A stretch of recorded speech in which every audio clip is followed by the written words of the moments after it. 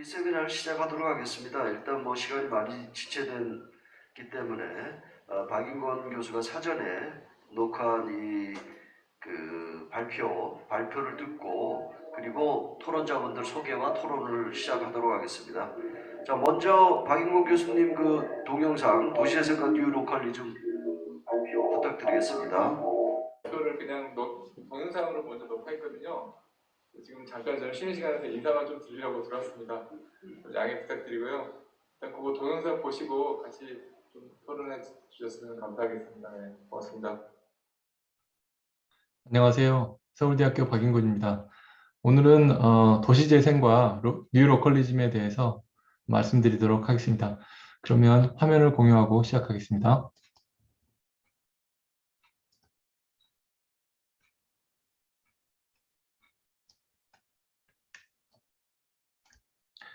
네. 오늘 말씀드릴 내용은 도시재생과 뉴로컬리즘인데요. 먼저 말씀을 시작하기 전에 오늘 말씀드릴 내용은 이와 같습니다. 주로 뉴로컬리즘의 철학에서 보는 어떤 도시재생, 거기에서 어떤 시사점, 이런 부분을 위주로 말씀드리도록 하겠습니다. 여러분들 잘 알고 계시는 미국의 디트로이트 같은 경우는 한때 굉장히 발전한 그런 도시였었죠. 1950년만 하더라도 인구가 180만이 넘었고 자동차 도시로 아주 유명한 도시였지만 그 이후에 교회화가 진행되고 그 다음에 산업 구조 재편이 되면서 급격하게 쇠퇴를 한 도시입니다. 그래서 지금은 인구가 70만에도 못 미치는 거의 인구가 3분의 1로 줄어들고 재정적으로도 굉장히 어렵고 민족적으로도 굉장히 그 다양성을 잃어가고 있는 그런 도시가 되었습니다. 그래서 2014년도에는 이 도시가 파산을 선고하기도 했었죠.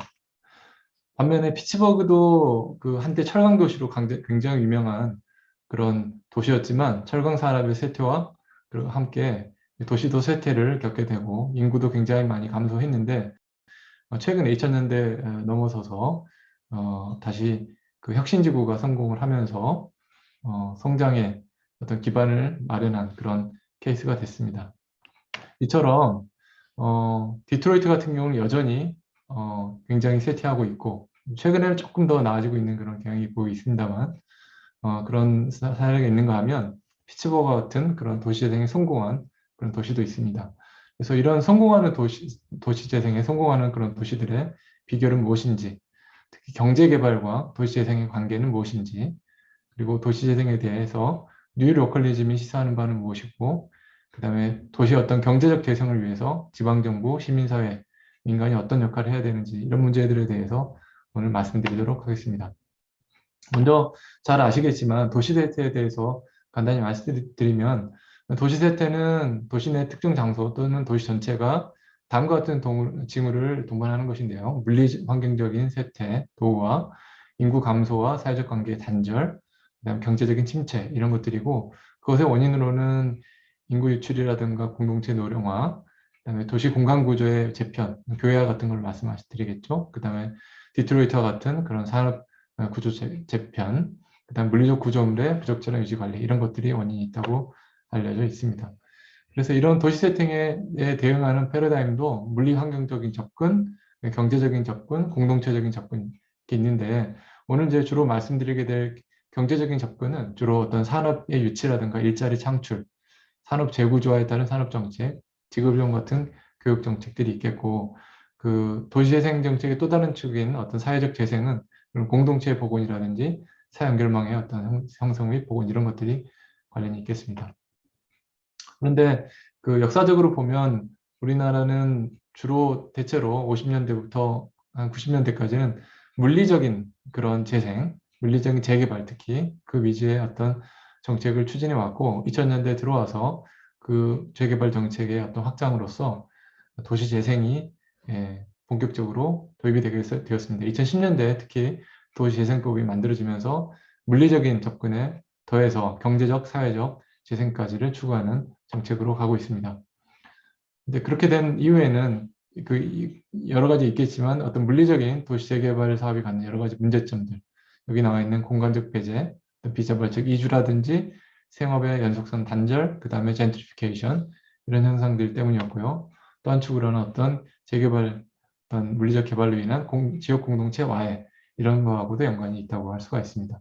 어쨌거나 이런 도시 물리적 그런 재개발의 한계를 극복하고자 도시재생이 도입이 되었는데 그것은 어떤 쇠퇴 지역의 물리 환경적인 재건, 사회 경제적인 재활성화를 위한 어떤 당국과 지역 공동체의 노력이라고 말씀드릴 수 있습니다.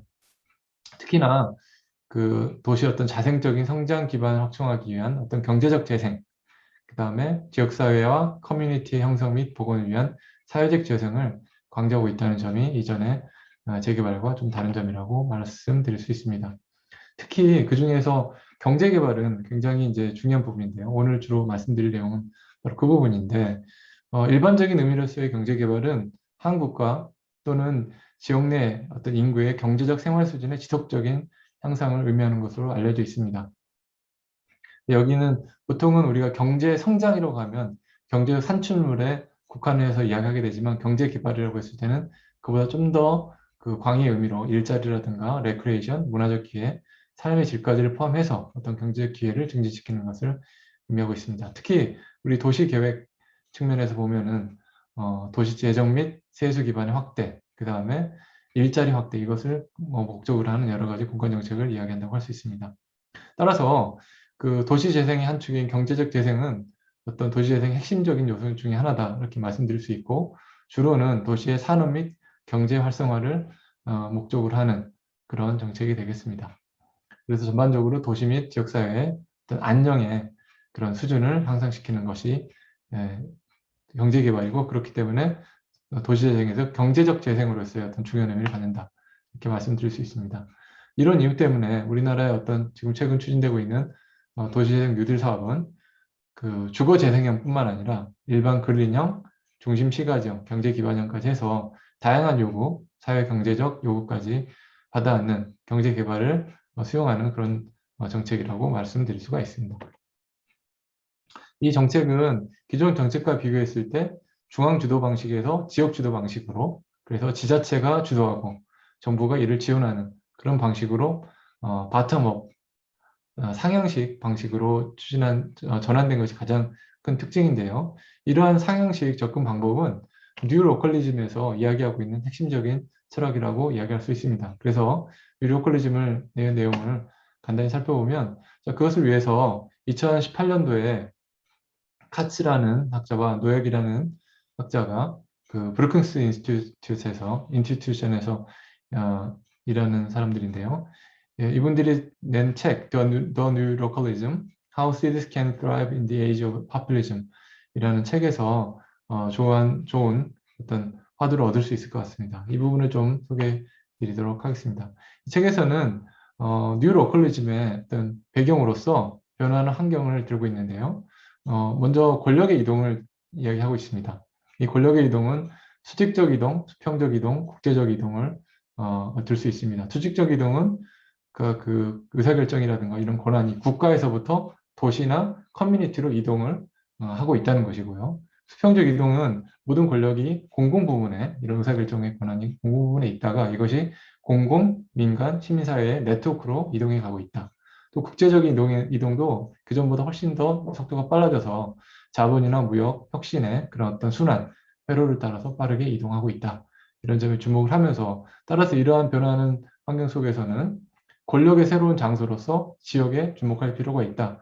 이런 철학을 한마디로 뉴로컬리즘이라고 이야기할 수 있겠습니다. 그래서 현대사에서 나타나는 거대 문제들, 경제적 경쟁력이라든가 사회적인 포용, 다양성의 도전, 환경적 지속 가능성 이런 문제들에 대응하기 위해서 지역이 주도적인 역할을 해야 되고 특히 20세기 후반에 나타나는 도심부의 급격한 쇠퇴 문제에 대응하는 재생정책에 있어서도 지역의 역할이 중요함을 강조하고 있습니다. 그래서 뉴 로컬리즘의 철학과 원칙을 보시게 되면 아까 말씀드린 대로 경제사회 환경적 과제는 도시와 대도시권 수준에서 해결해야 된다라는 걸 강조하고 있고요.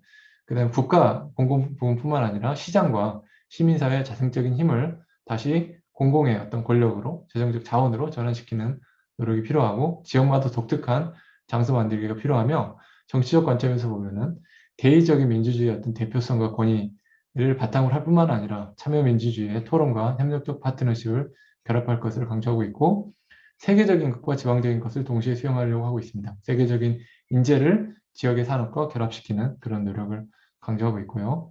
문제 해결을 위해서 수평적인 네트워크 강조하는 것을 들 수 있습니다. 그래서 이러한 철학과 원칙을 달성하기 위해서 새로운 규범과 정책 수단으로 성장, 거버넌스, 재정적 수단을 강조하고 있습니다. 이 부분에 대해서는 하나씩 구체적인 사례를 통해서 살펴보도록 하겠습니다. 이와 유사하게 영국에서도 뉴 로컬리즘이 제기가 되었었는데요. 맥락은 약간 다르긴 합니다만 큰 강조점은 비슷한 것 같습니다.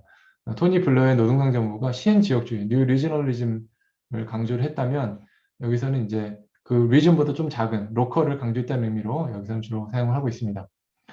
그래서 주로 주민 참여를 강조하고 있고 어떤 전문적인 관료, 특히 계획과의 역할보다는 시민사회 역할을 좀 더 강조하고 있다는 것.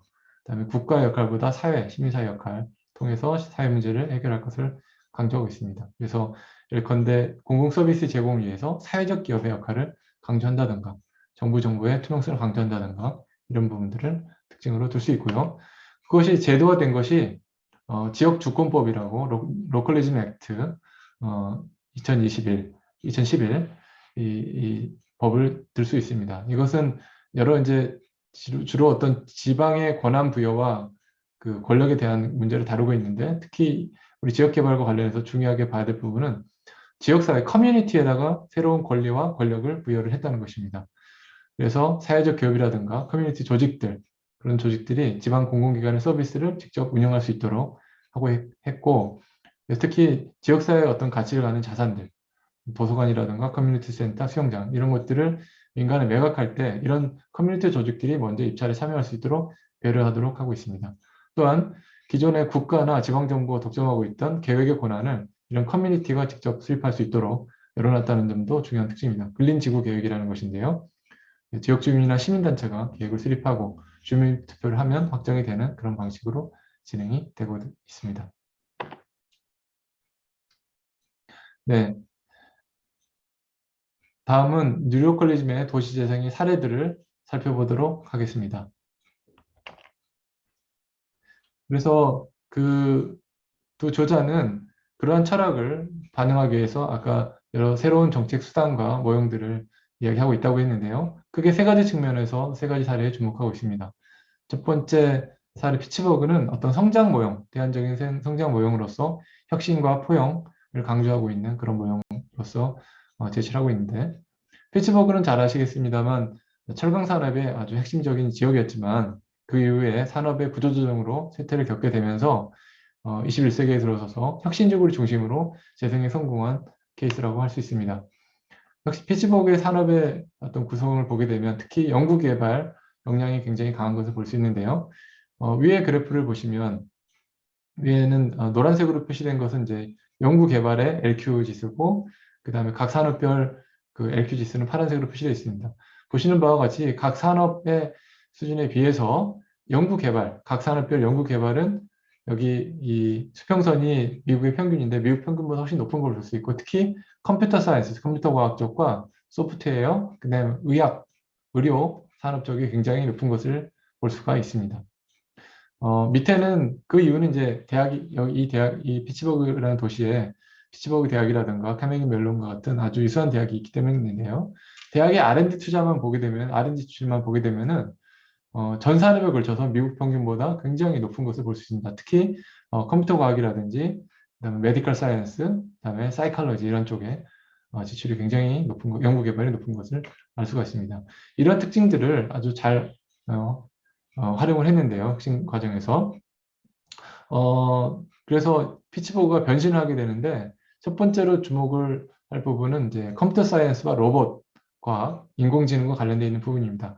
여러분들 잘 아시겠지만 카네기 멜론 대학은 컴퓨터 사이언스로 세계적으로 유명한 그런 대학이죠. 여기서 이제 70년대 말부터 로봇 과학을 아주 공학을 발전을 시키기에 노력을 합니다. 로봇 연구소라든지 이걸 전파하기 위해서 국가 로봇공학센터 이런 것들을 피츠버그에 이제 만들게 되고요. 그래서 2000년대에 들어서서 이제 피츠버그는 피츠버그에서 로보버그, 로봇의 도시로 이렇게 탈바꿈되게 되고 그 중심에 오클랜드 지역, 그 카네기 멜론 대학이 있는 오클랜드 지역을 중심으로 해서 여러 수없이 많은 관련 산업들이 입지하게 되고 수천 명의 일자리가 창출되게 되면서 가능했던 것인데 그 이유는 그 대학 주변으로도 공동 작업 공간이라든가 인큐베이터, 엑셀러레이터, 커넥터 등이 창업을 진작해서 많은 창업이 이루어진 것이고요. 재밌는 것은 이 도시가 그전에 이제 철강 산업이었는데 여기 아까 말씀드린 국가 로봇공학센터 요 센터 같은 경우는 지금 이 건물이 있는 곳이 원래는 그 철강의 그 주물 공장 그 있던 자리입니다. 그것을 이제 활용을 해서 그 자리에 입지를 한 케이스여서 그 변화를 과거의 어떤 유산을 잘 활용한 케이스다라고도 볼 수 있겠습니다. 그리고 많은 대학들이 인재를 양성하고 유치하는데 큰 기여를 했고 카네기 멜론 대학, 피츠버그 대학, 심지어는 커뮤니티 칼리지까지 그것에 동참을 했습니다.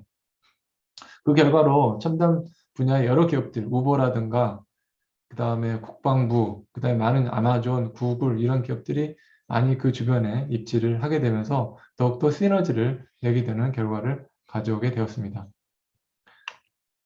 또한 피츠버그에는 또 다른 산업의 축으로 의료 서비스가 굉장히 발전한 지역이기도 한데요. 그 피츠버그 대학은 제럴드 셰튼 교수가 있는 제럴드 셰튼 교수가 의대에 있는 그 대학이기도 합니다. 제럴드 셰튼 교수는 예전에 그 영장류 복제 때문에 그 황우석 그 교수하고도 협력 연구를 했던 그 사람을 한국에 알려져 있습니다. 그만큼 그 어떤 생의학 분야라든지 의학 쪽 관련되어 있는 의료 서비스 관련되어 있는 산업이 굉장히 발전한 그런 대학인데요.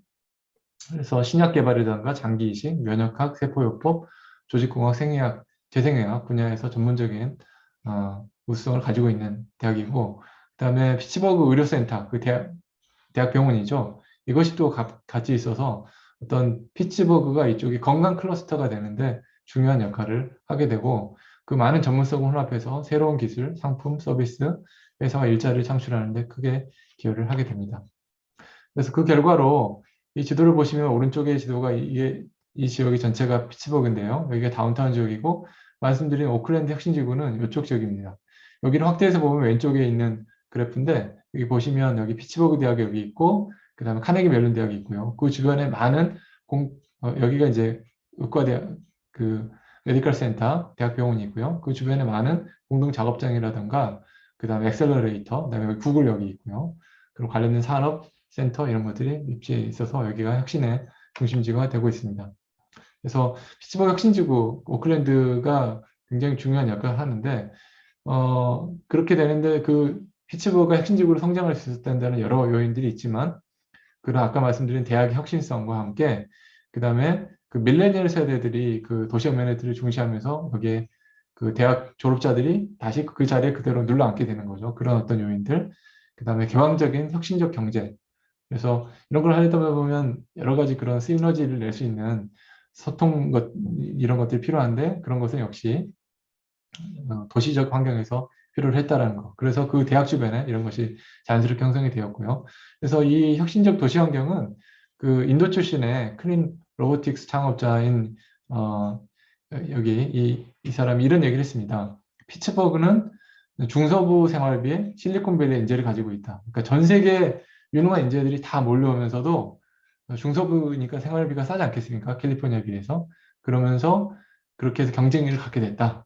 이렇게 하는 환경을 이야기를 하고 있습니다.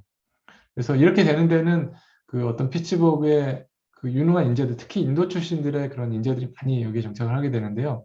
어떤 도시의 포용성 이런 것과도 어떤 관련성을 갖게 됩니다. 그래서 혁신과 포용이 함께 해서 성장하게 되는 중요한 그런 모형을 보여주고 있다. 이렇게 말씀드릴 수 있고요. 그래서 피츠버그 사례 시사점을 보게 되면 결국은 여러 요인들이 있지만 그 대학이라고 하는 그 인재의 어떤 풀 그리고 그것을 인재를 유치하는 전 세계적인 인재를 유치해 왔고 그것이 또 피츠버그가 가지고 있는 여러 가지 유산, 도시적인 전통 이런 것과 결합이 되면서 여기서 어떤 시너지를 내는 그런 것들을 보여주는 그러면서 대학 주변으로 기업가주의적 문화가 이렇게 꽃을 피우는 그런 것의 어떤 중요성을 보여주고 있다라는 것이고요. 대표적인 예로 보통 회전문 인사하면 안 좋은 이미지로 많이 쓰이지만 이 대학에 있는 교수들이 거기 구글의 피츠버그 캠퍼스라든지 우버라든지 이런데 다시 CEO로 가서 활동을 하고 다시 CEO 마치고 나서 돌아와서 대학에 다시 학장이라든가 또는 교수로 돌아와서 활동하는 이런 분위기가 굉장히 그런 기업가 문화를 대학과 그런 데 확산시키는 데 도움이 되었다라고 이야기할 수가 있겠습니다. 두 번째 사례는 주로 거버넌스에 관련되어 있는 구조를 보여주는 케이스인데요. 인디애나폴리스를 예로 들고 있습니다. 인디애나폴리스는 1970년대 전체적인 어떤 산업의 쇠퇴와 함께 큰 그 위기를 겪게 되는데요. 얼마나 그 황량했냐면 일요일 날 총을 든 사람들이 정말 건물들 사이로 비둘기를 사냥했다. 이런 증언이 나올 정도로 그 아주 황량한 정말 무서운 도시였는데 1975년에 빌 허드너 시장이 취임하고 이 도시를 스포츠를 통해서 다시 한번 부흥해 봐야겠다. 이렇게 해서 노력하게 됩니다. 그래서 78년도에 인디애나 스포츠 코퍼레이션이라는 회사를 창설하고요. 그 다음에 그 1980년대 초반에 후시오 돔이라는 경기장을 건설하고 이 돔 건설을 원래 이 돔은 미식 축구장이지만 당시에는 인디애나폴리스에 축구팀이 없었는데 볼티모어 콜츠 이 미식 축구팀을 연고지로 이전해 오는데 성공을 하게 됩니다. 그래서 이제 이름이 나중에 인디애나 콜츠로 바뀌게 되죠.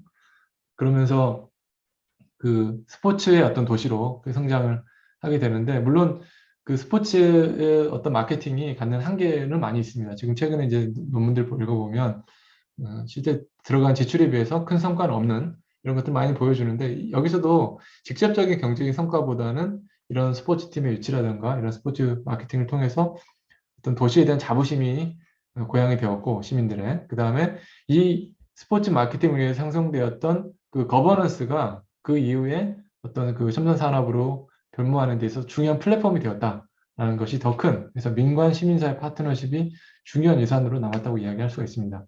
이 지도를 보시면은 인디애나 스포츠 코퍼레이션을 주변으로 해서 RCA 돔, 요거는 아까 헬스 돔이 나중에 명칭이 바뀐 것이고요. 이런 스포츠 시설들이 도시 곳곳에 분포해 있는 걸 볼 수 있습니다. 그러다가 이런 스포츠를 마케팅을 위해 형성되었던 거버넌스를 기반으로 그 이후에 바이오텍 산업으로 성장하는 그런 성장을 겪게 됩니다. 그래서 99년도에 중앙 인디애나 기업 파트너십이라는 것을 출범을 시키게 되고요.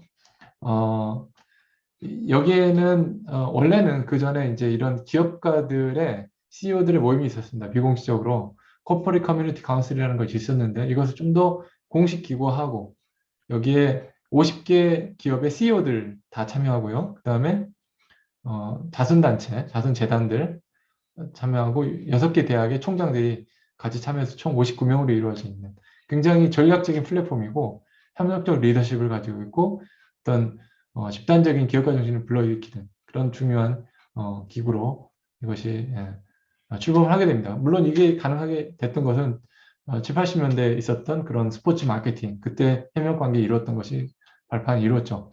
그래서 CICP 중앙인디애나 기업 파트너십 아래에는 자체 부문별로 6개 부문별로 각각의 이니셔티브를 가지고 있고요. 각각의 이니셔티브는 자체 브랜드와 마케팅 커뮤니케이션 가지고 있습니다. 예를 들어서 여기 보시면 바이오 크로스로드는 생명과학, 그다음에 테크포인트는 IT 이런 식으로 해서 각각 부문을 나눠서 이니셔티브를 쥐고 있는데 예를 들어서 바이오 크로스로드 사례를 보게 되면은 이 생명과학 이니셔티브인데요.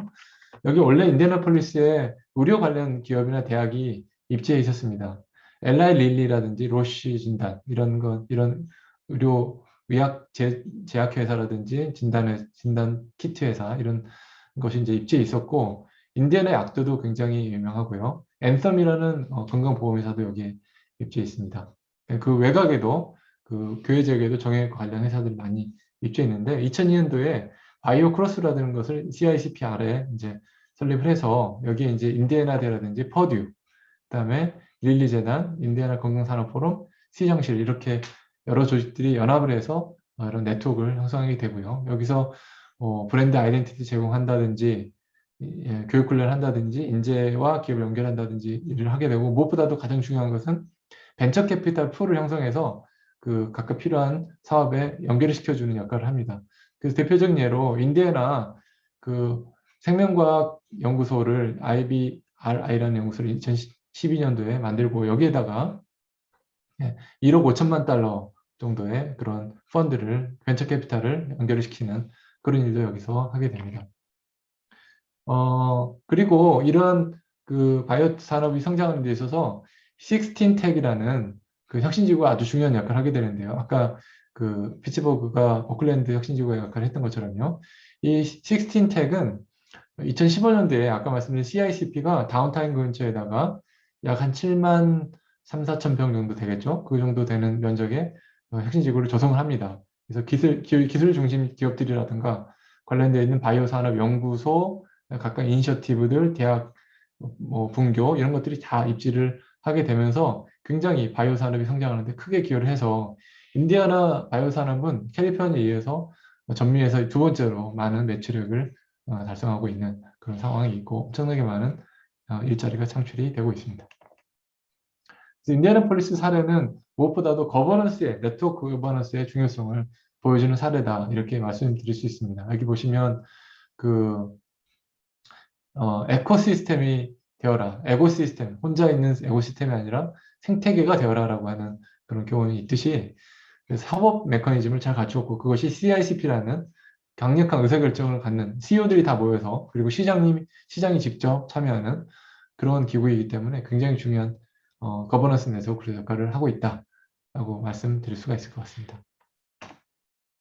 자, 마지막 사례는 덴마크 코펜하겐 사례인데요. 코펜하겐 사례는 파이낸싱, 그러니까 주로 재정과 재원 조달과 관련되어 있는 중요한 시사점을 주는 그런 사례라고 할 수 있습니다. 유럽에 있는 이 도시는 자전거 통근 통학으로도 아주 유명한 그런 도시죠. 분권도 이제 잘 이루어져 있고. 그런데 1980년대 중반에 큰 실현을 겪게 됩니다. 실업률이 거의 20%에 육박하고 재정 적자도 아주 심각해진 그런 상황을 겪게 되는데요.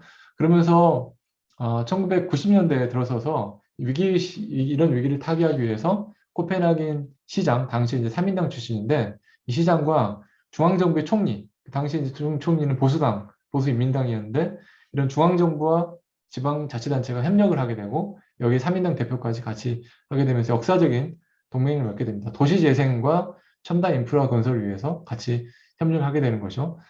이때 협력하는 계기가 되었던 것이 뭐냐면 여기 말씀드린 코펜하겐 도시 및 항구개발회사 CPHCPD라고 하는 그런 회사를 설립하는데 이 국가와 지방정부가 협력하게 됩니다. 그래서 그 회사는 공공이 국가와 지방자치가 소유를 하지만 민간의 어떤 관리의 어떤 노하우로 운영이 되는 그런 방식으로 해서 어떤 재원 조달의 그런 혁신을 가져오게 된 케이스로 할 수 있는데요. 원래 이 CPHCPD는 웨어스타트 개발공사라고 하는 원래 재개발 맞는 회사로부터 시작이 됐습니다. 거기에다가 코펜하겐 유한회사라고 하는 그 코펜하겐 항을 관리하고 그쪽 지역의 도시를 재개발하는 역할을 맡는 회사가 있는데 이 두 회사가 결합해서 만든 회사입니다. 2007년도에. 여기에 이제 국가와 지방자치단체 협력을 하게 되는 것이죠.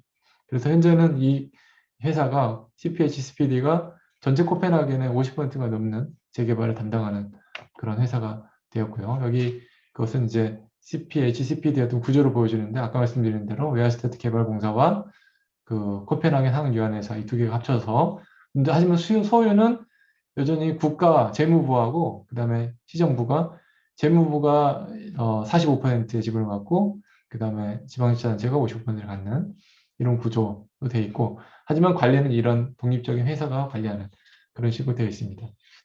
여기는 아까 말씀드렸던 웨어스타트 개발공사가 개발을 맡았던 그 지역, 웨어스타트 지역을 보여주고 있고요. 뒤에 이제 코펜하겐 시 전경이 보이고 있습니다. 그래서 주요 사업은 주로 재개발, 도시 재개발과 재생 관련된 사업을 하고 있고요. 거기서 수익을 낸 다음에 그 수익을 이용해서 다시 인프라에 투자하는 그런 방식. 그러니까 지하철을 건설한다든지 뭐 이런 데 쓰는 방식입니다. 근데 여기는 특히 주목해야 될 부분은 이제 공공 자산을 이용해서 이걸 기반으로 해서 재원 조달을 이루고 있는 과정인데요.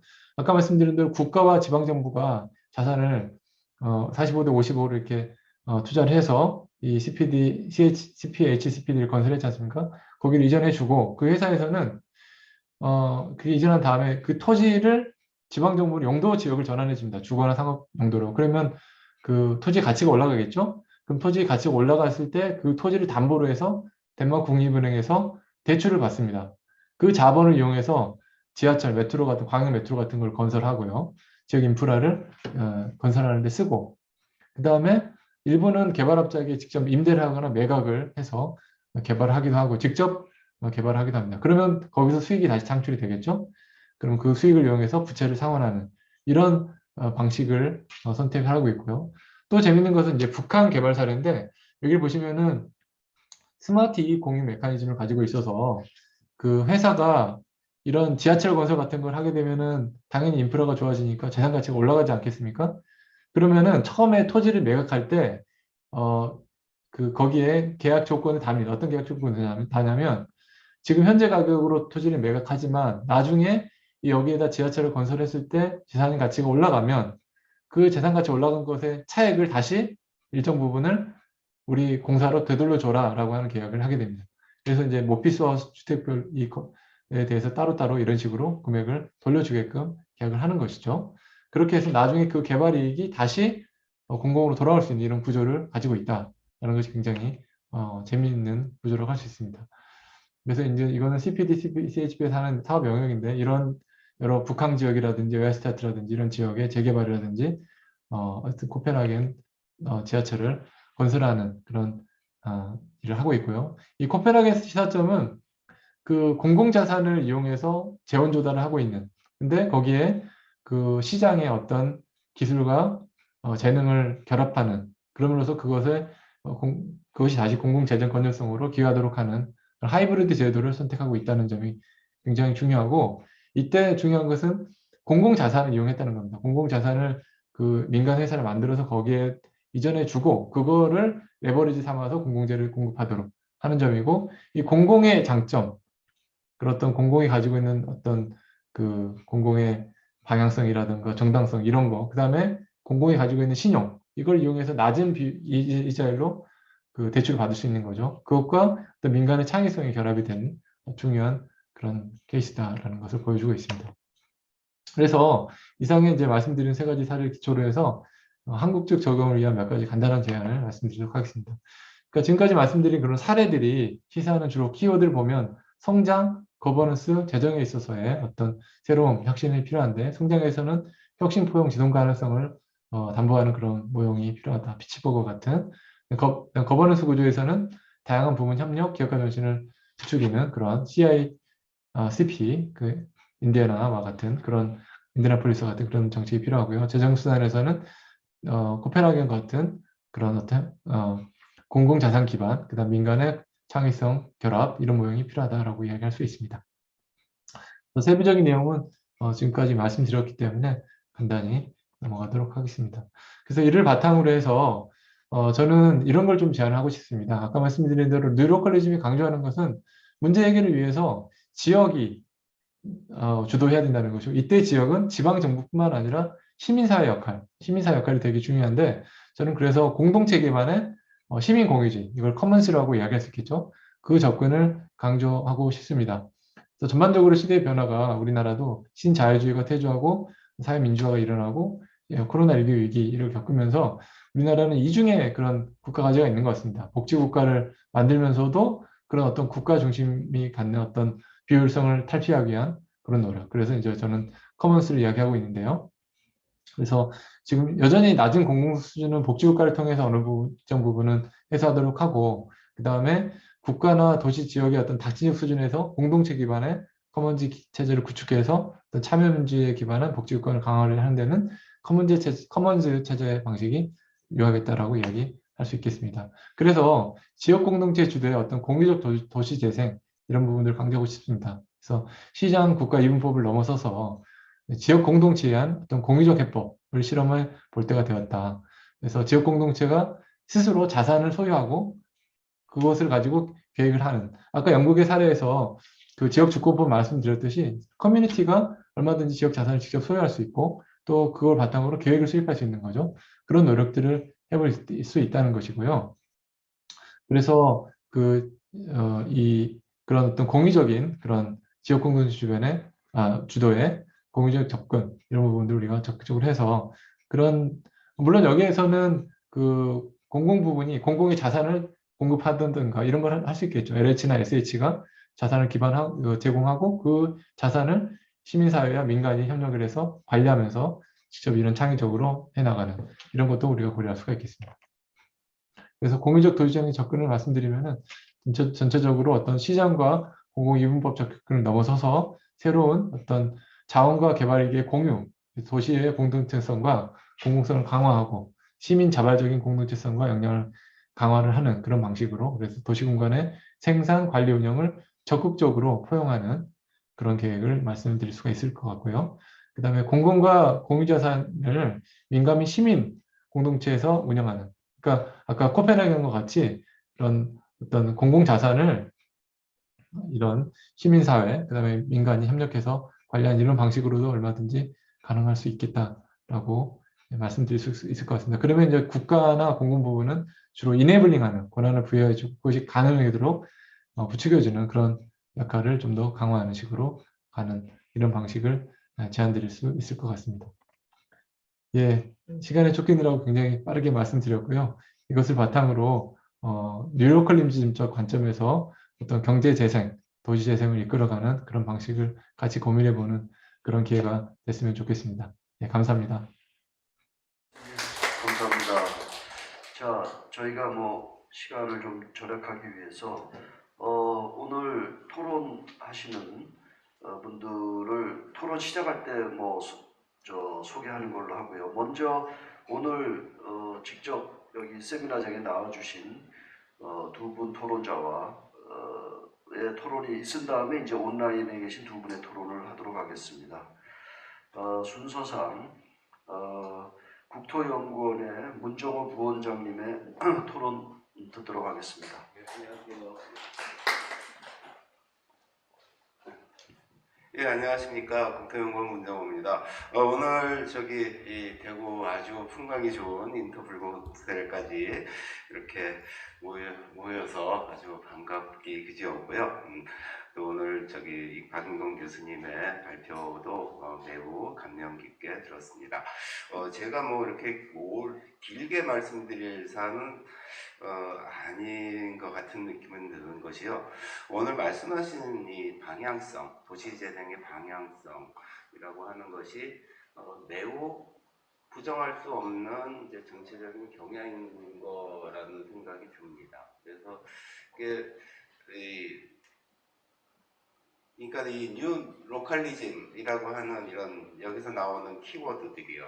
이 성장 거버넌스 재정, 성장 모형도 혁신을 위한 포용 지속 가능성, 뭐 거버넌스 위주로 가고 또 공공자산 민간 관리 뭐 이제 이런 여러 가지 이제 트렌드들은 분명히 나타나고 있다고 생각을 하고요.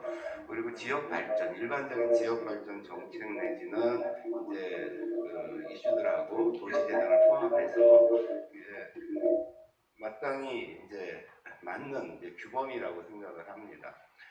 근데 이제 문제는 과연 지금 오늘 이제 피츠버그라든지 인디애나폴리스라든지 코펜하겐이라든지 하는 이런 좋은 이제 성공 사례들이 있는 이면에는 훨씬 더 많은 실패 사례가 있을 거라고 생각을 하는 거고요.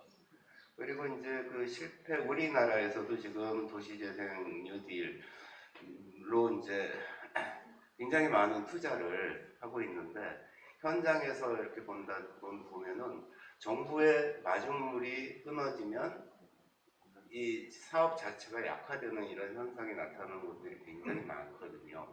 그러다 보니까 지금 원칙이나 방향성, 규범은 이제 다 우리가 알고 있고 이 방향에 맞다고 동의를 하는데도 불구하고 안 되는 부분들이 과연 이제 어디일까를 조금 더 이제 심층적으로 고민을 할 수밖에 없는 그런 상황이 될 것 같습니다.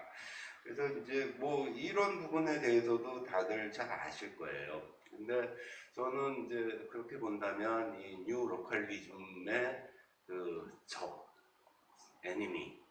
애니미들이 이제 과연 이제 있을 거다라고 생각을 하고요. 우리는 이제 뭐 우리의 대적은 이제 뭐 어떻게든 처치해야 되겠죠.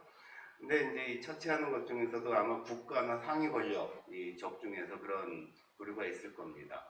그래서 우리나라는 원래부터 옛날부터 이제 중앙 집권적인 그런 속성이 강하고 하다 보니까 중앙 권력이 지방의 권력을 이제 나눠주고 이제 양보하는 이런 습성이 매우 약한 게 사실이고요. 그리고 이제 뚜렷하게 시민사회나 지역의 이 역할과 정치적 권력 뭐 이런 권력 관계가 바뀌고 있는데도 불구하고 중앙 권력은 계속 이제 저항을 하는 상황인 거 아닐까 하는 생각이 듭니다. 근데 그러면서도 다른 한편으로는 이제 제도적인 개선이라든지 지방 분권형 이제 분권적인 그런 제도 개선이라든지 하는 것들은 또 그런 대로 또 계속 이제 추진이 되고 있는 상황이고요. 다만 이제 관행적인 그런 이제 중앙의 지배적인 그러니까 지배력을 놓지 않으려고 하는 이제 중앙의 속성이 이제 남아 있는 것들이 아마도 문제가 될 거라고 생각을 하고요. 다른 쪽 하나를 보면은 글쎄요, 이걸 뭐라고 표현을 해야 좋을지 모르겠는데 저는 우리나라 시민사회의 양면성이 분명히 존재한다고 생각을 합니다. 한편으로는 굉장히 이제 고도화되면서 수준이 높아지는 시민사회가 있고요. 이제 무슨 말씀이냐 하면 뭐 다른 나라랑 비교해 볼 때 우리나라 시민사회는 정말 성숙한 것 같아요. 코로나에 대한 이제 이런 대응 방식이라든지 그리고 이제 어떤 식으로든 이제 정부에 대항하는 방식, 뭐 촛불 때도 그랬고 여러 가지 측면에서 굉장히 수준 높은 시민사회를 보여주면서 다른 한편으로는 굉장히 욕망에 충실한 시민사회라는 부분이 또 있는 것 같습니다. 근데 여기서는 이 도시재생하고도 좀 맞물려 들어가는 부분이 있는데요. 요새 이제 부동산 때문에 아주 난리 아닙니까? 계속 이제 오르고 하는 이런 것들이 있는데 이게 뭐 또 이제 뭐 요즘 뭡니까 비트코인 뭐 이런 것 때문에 이제 또 날리기도 하고 하는데 이 옛날 고성장 막 압축 성장하고 고성장할 때 이제 나타났던 불로소득이라든지 빠르게 이제 그런 뭐 부동산 가격 앙등으로 인한 이런 이제 자본이득의 취득이라든지 하는 뭐 이런 것들이 지금 저성장 국면에서는 이제 나타나지 말아야 되는데 아직도 이제 그런 거에 대한 이제 욕망이 살아 있는 것 같습니다.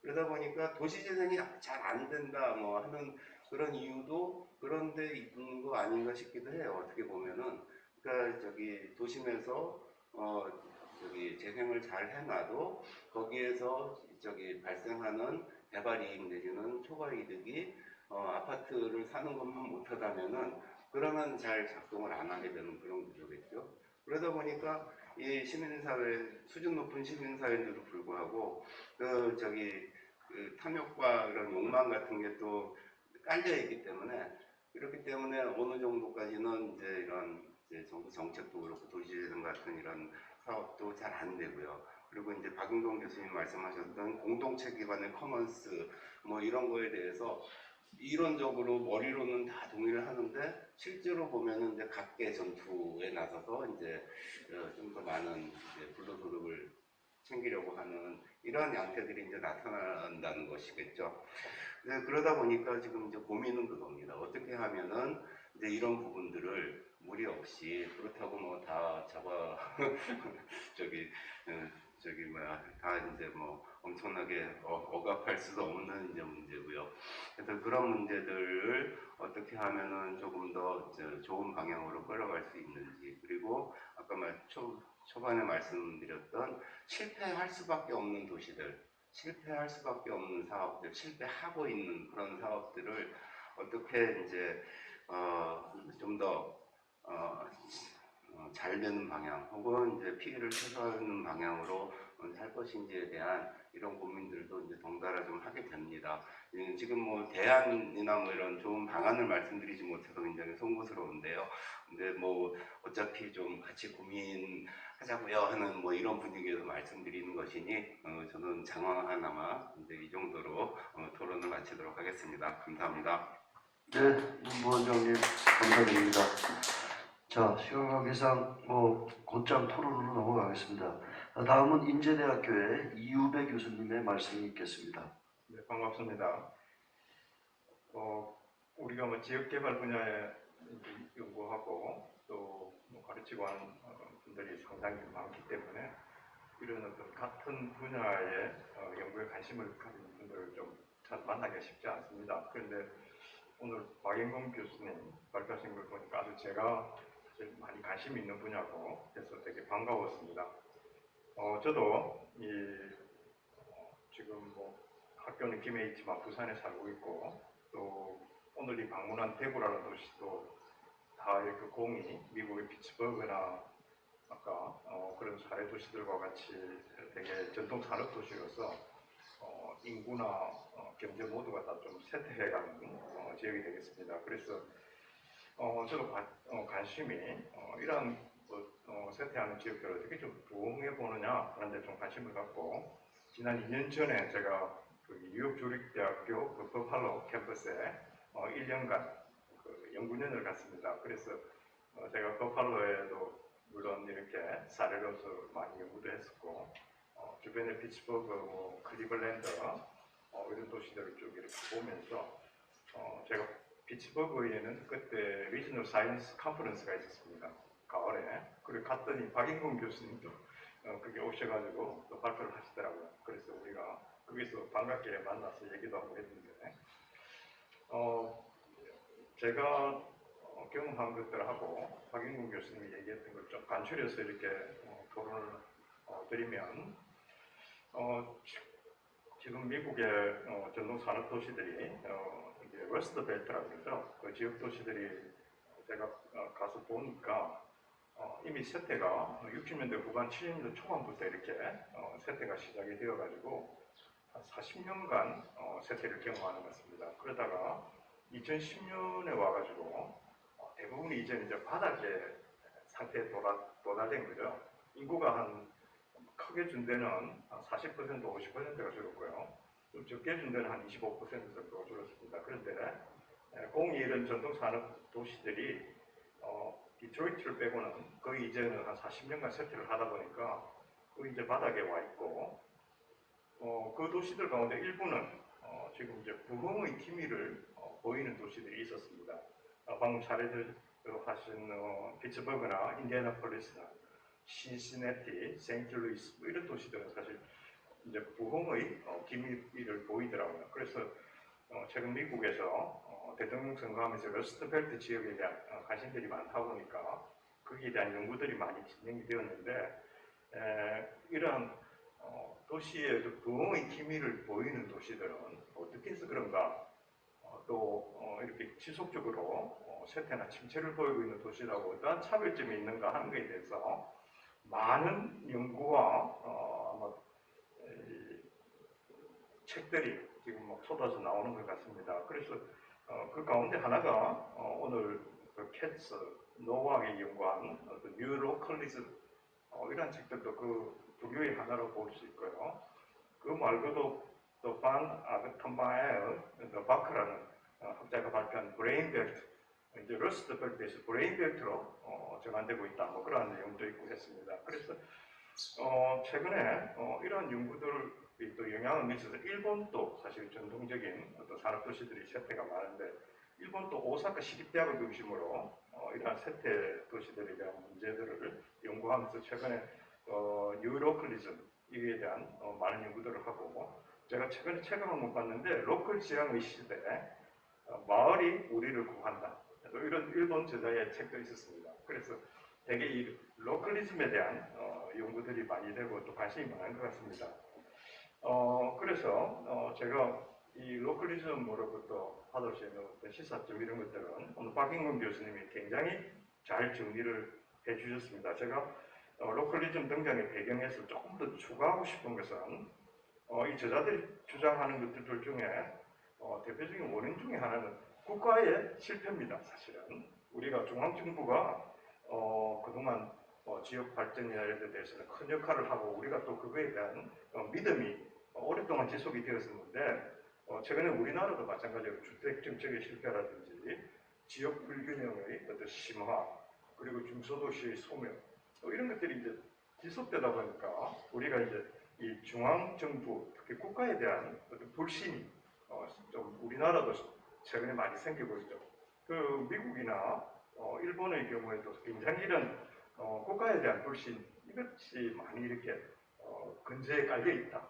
그런 것이 바탕이 되어서 아마 뉴로컬리즘 지역이 우리가 스스로 좀 알아서 하자 하는 그런 분위기가 지금 많이 아마 전개가 되고 있는 것 같습니다. 그래서 우리나라도 이 뉴로컬리즘을 이렇게 받아올 때 단지 지역이 해야 된다가 아니고 이 국가 정책의 실패 여기에 대한 부분들을 우리가 좀 더 연구를 해서 중앙정부가 이런 것들을 실패하고 있기 때문에 로컬리즘으로 가야 된다 하는 것들에 대한 부분을 좀 더 해야 되지 않나 생각이 들고요.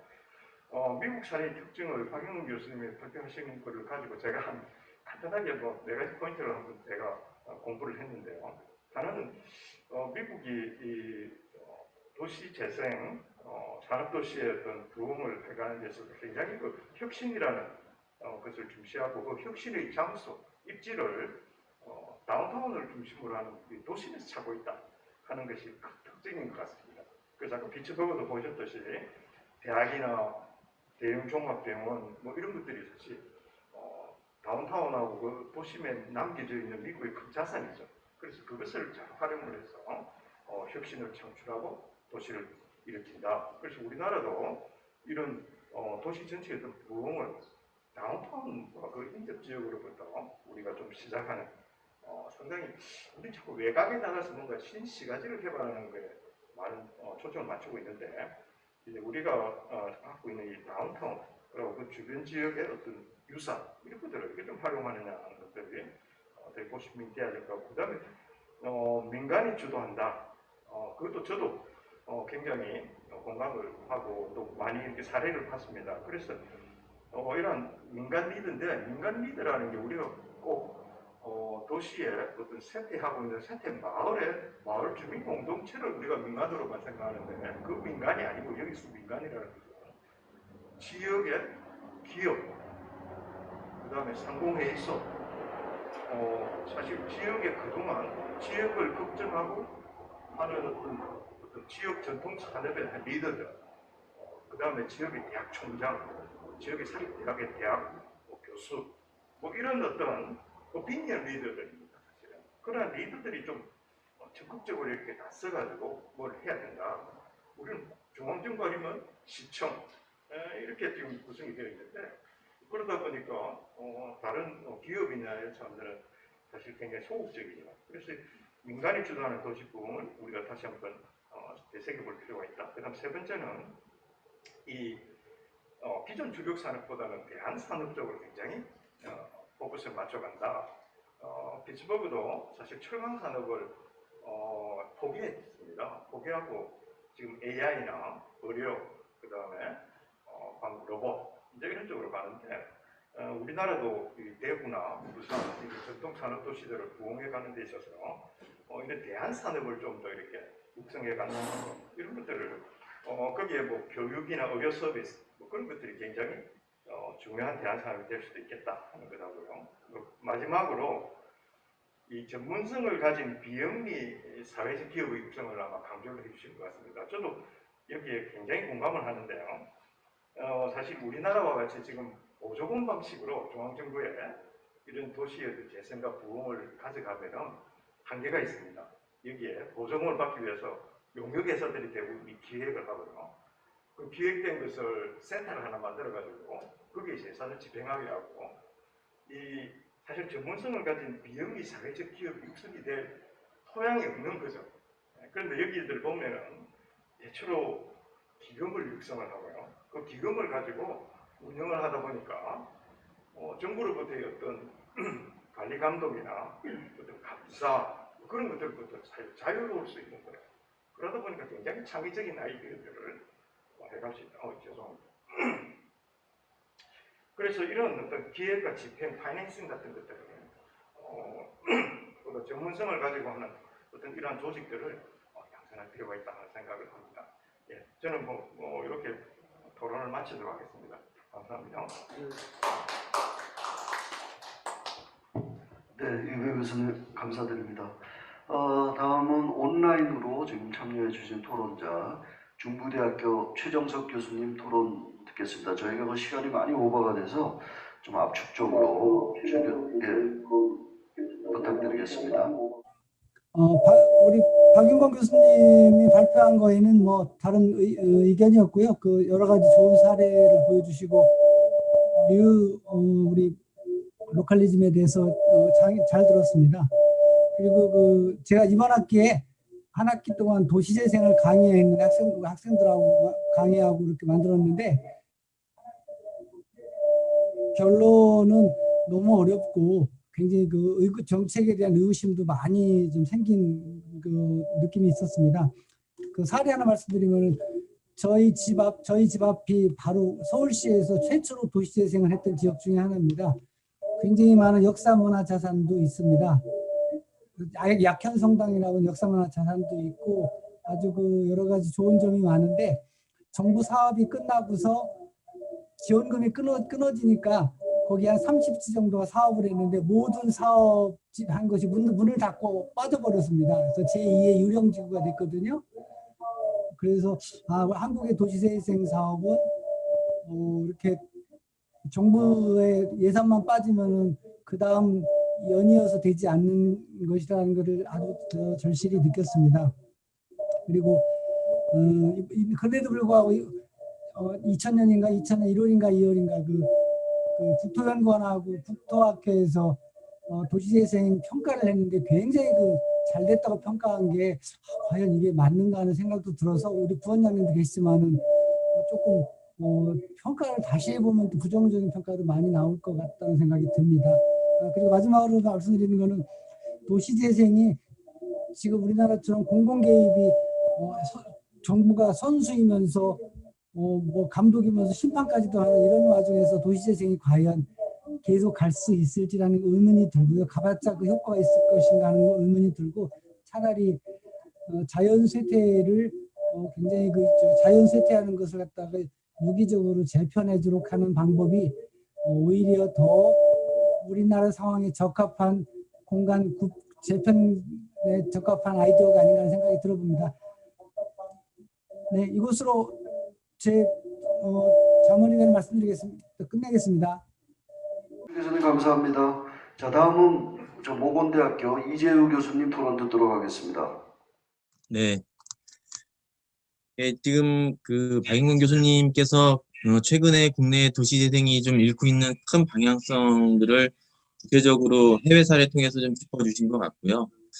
국내 현실에 눈을 돌려서 좀 개선 방향을 논의해 보면 경제개발과 도시재생 관계 너무 중요한데 지역 경제를 위한 새로운 성장 동력을 확보하는 문제 쉽지 않은데 현재 우리 도시재생은 활성화 계획에 의한 사업에 기초하고 사업구역 중심으로 다뤄지고 있는 게 좀 문제인데요.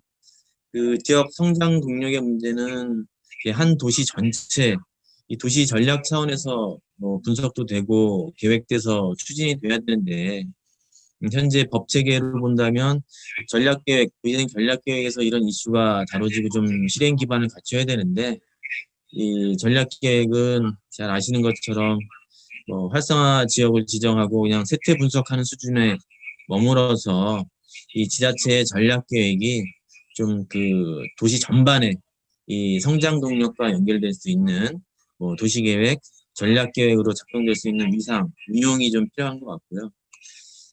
또 지역 경제, 지역 산업 육성과 관련해서 국가 차원의 지역 선도 산업 육성책이라든가 지자체의 산업 입지 계획 이런 것과 맞물려서 유기적으로 활성화 지역 내의 거점 시설 조성까지 연결될 수 있는 구체적인 전략과 또 맞물 사업 재원의 어떤 실행 방안을 좀 가이드할 필요가 있을 것 같습니다.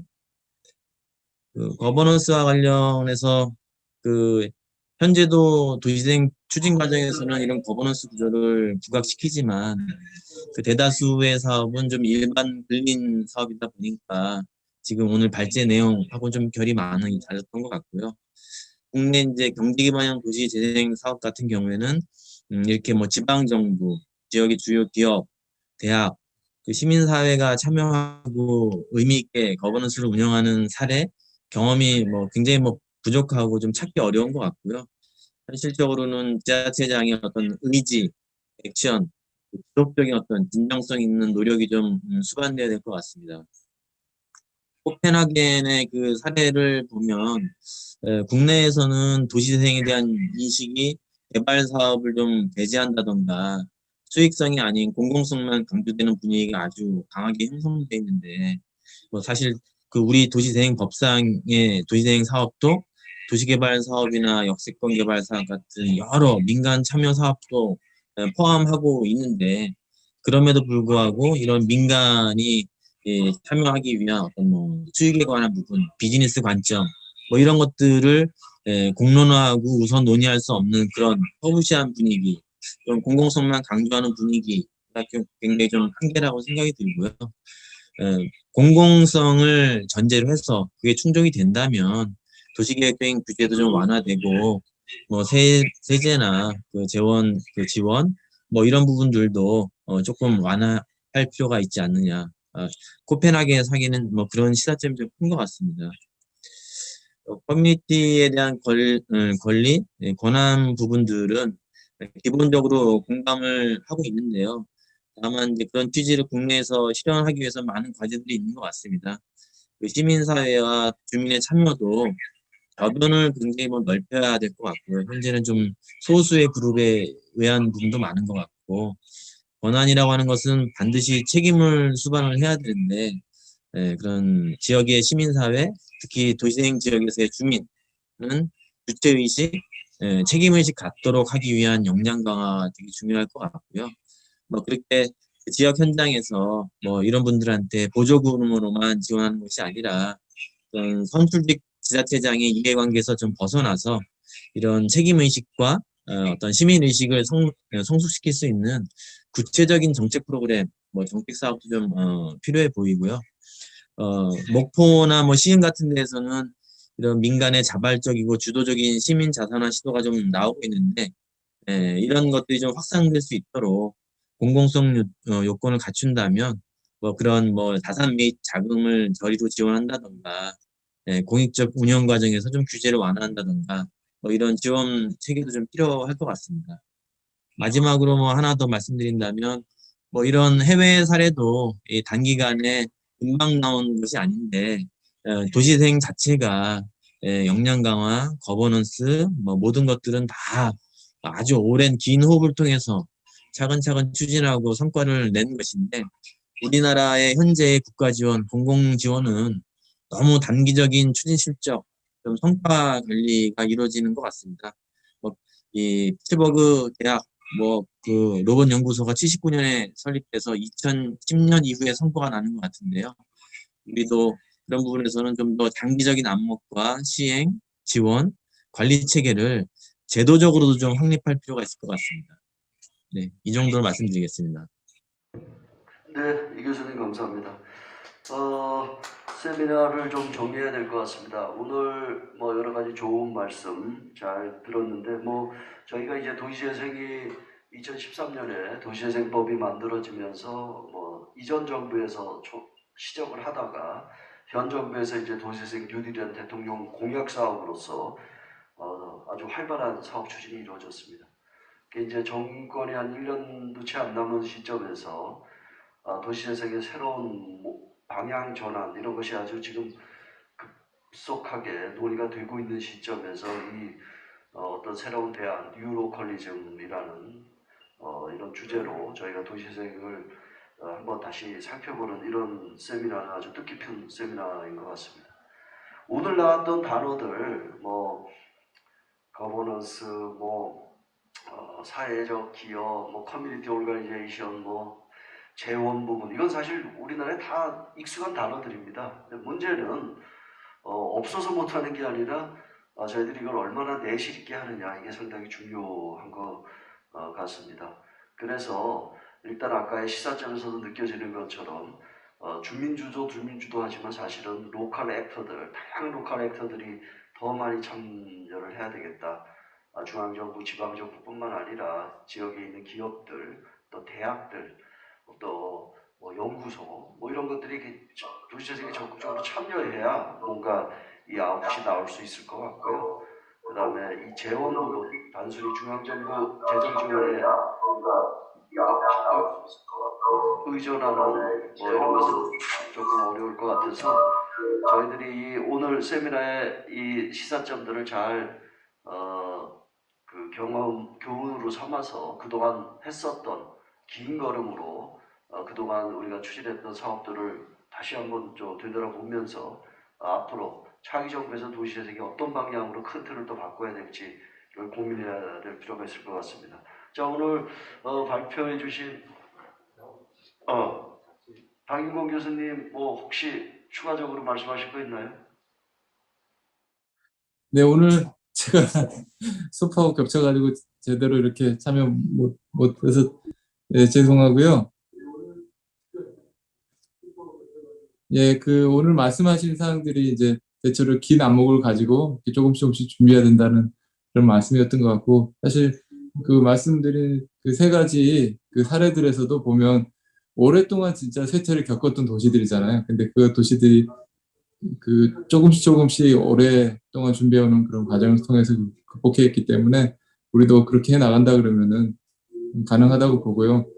특히 지금 그 발표드렸던 사례들이 어느 정도 규모가 있는 도시들이지 않습니까? 그래서 우리나라도 이제 대구라든지 뭐 울산이라든지 뭐 이런 큰 도시들 앞으로 산업 구조 재편들 이런 거 그 대비해서 우리가 준비할 필요가 있는데 거기에 좀 시사점을 얻었으면 좋을 것 같습니다. 예. 이 정도 말씀드리겠습니다. 감사합니다. 좋은 말씀 주셔서요. 예. 자, 오늘 발표자 토론자분들 모두 고생하셨고요.